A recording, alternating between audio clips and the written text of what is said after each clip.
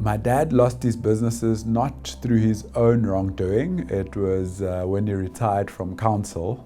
The guys that stayed behind, who he used to manage strictly, went after his businesses and created an amount owing of rates and taxes of, I think back then, 300 or 400,000 rand. And you can imagine, during a period where people had boycotted rates, he offered to pay, but they refused his proposal. And from there on, it just led from one thing to another that he ended up being liquidated.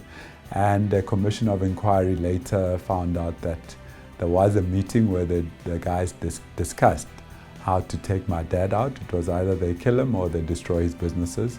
And fortunately for us, they opted to destroy the businesses.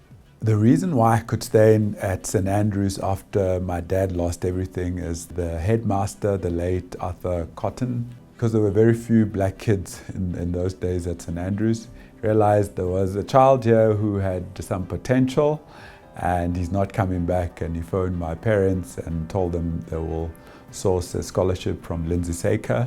My scholarship with Lindsay Saker at St. Andrews only included tuition and transport. So I started a hair salon with some friends. We called it Nino's, and we had a captive market in the black kids that attended at St. Andrews College. And we said to them, actually, chicks dig it. And therefore, that was the slogan for us for the S-curl.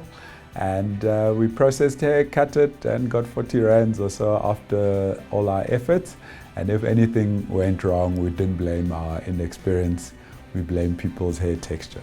Lesson learned from there is don't enter businesses that you don't know much about, and also that exploit where you have a captive market, but also that risk management is important. I think we took a lot for granted, but we generated some good money for ourselves for pocket money.